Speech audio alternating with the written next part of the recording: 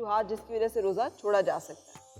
ایسا ہے کہ کوئی بھی اللہ تعالیٰ کا جو حکم ہے اس میں ایکسیپشن موجود ہے، استثناء موجود ہے۔ روزے کے بارے میں بھی پہلے کلی حکم بیان کیا کہ سب کے لیے، ایمان والوں کے لیے فرض ہے۔ اس کے بعد پھر اس میں ایکسیپشن کی گئی کہ اس میں جو ہے کوئی مسافر ہے تو وہ روزہ نہیں رکھے۔ کئی لوگ ڈرائیور ہیں، وہ سفر ہی کرتے وہ ایک رہتے الگ ہیں۔ کیس ہے، اچھا، تو وہ کیونکہ کیا سفر کرے؟ کے 3 معیار ہیں۔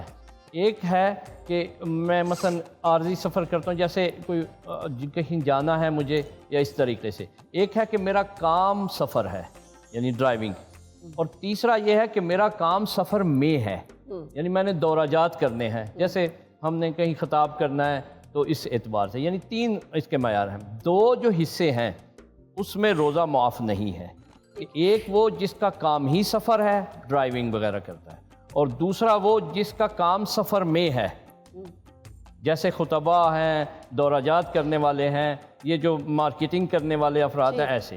اور ایک جو ہے جو مثلا کہ آج سفر کیا کل نہیں کیا، وہ اس میں شامل نہیں ہے، اس کو معافی ہے۔ اسی طرح مریض ہے، بیمار فرد ہے، جیسے شوگر کا پیشنٹ ہے، ہارٹ کا ہے، دوا اس کو لینی ہے، تو اس میں ایک کلیہ عرض کرنے جا رہا ہوں جو ناظرین کے لیے مفید قرار پائے گا کہ میں رکھوں یا نہ رکھوں، اس کشمکش میں نہ رہے۔ جو اس کا حاذق طبیب کہہ دے، یعنی ماہر طبیب بول دے، ڈاکٹر کہہ دے کہ تم کو روزہ نہیں رکھنا ہے، تو وہ ضد نہ کرے، اس میں روزہ اسے چھوڑنا ہے۔ اگر رکھا تو نقصان ہوا تو گناہ ہو جائے گا وہ، اچھا، کیونکہ اس نے کیا کیا ہے کہ ایک ماہر نے، اسپیشلسٹ نے اسے کہا کہ تم نے یہ نہیں رکھنا، اور اللہ قرآن میں فرماتا ہے کہ میں نے تمہارے لیے دین میں حرج نہیں رکھا ہوا ٹھیک ہے۔ کہ تم اپنے آپ کو نقصان نہ پہنچانا۔ ہاں، اگر وہ کہے کہ تمہاری مرضی ہے، تمہارا اگر بدن اجازت دیتا ہے، تمہاری ایبیلٹیز ہیں تو رکھ لو، نہیں تو تمہاری مرضی ہے، وہ پھر اس کے بعد اپنا درجہ آتا ہے، دوسرا درجہ اپنا ہے، یعنی پہلے اپنی نہیں مارنی ہم نے۔ لیکن کیا حاملہ خواتین ہیں یا ان کے لیے دودھ معافی پلانے والی ہے، ان خواتین؟ کے لیے معافی ہے، دودھ پلانے والی ماں کے لیے مطلب ہے معافی کہ ہے۔ بعد میں کہیں بعد میں اگر وہ 1 سال میں رکھ سکے، کیونکہ اس میں علماء و فقہا کا اپنا اپنا نظر ہے، کوئی کہتے ہیں کہ اس کو بعد میں حتماً رکھنے ہیں سارے روزے، بعض کہتے ہیں کہ بالکل اس کو معافی ہے، بعض کہتے ہیں کہ اس کا فدیہ دے دیا جائے، جیسے مثلا کہ قرآن کریم کی آیت میں بھی ہے کہ جو نہ رکھ سکے۔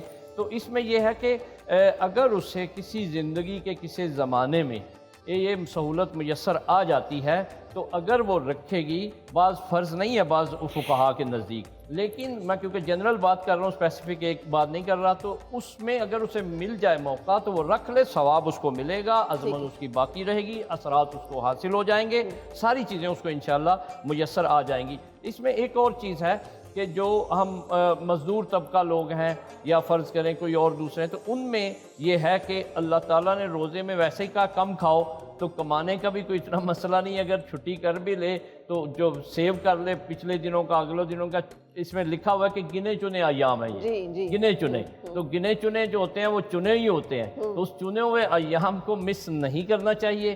کوشش کریں روزہ ضرور رکھیں۔ ہمارے معاشرے میں اب بڑی کمی آ گئی ہے اس بات کی، میں معذرت کے ساتھ کہوں گا کہ ہم نے اس کی اہمیت کو کھو دیا ہے اپنے کاموں کی وجہ سے۔ بالکل صحیح۔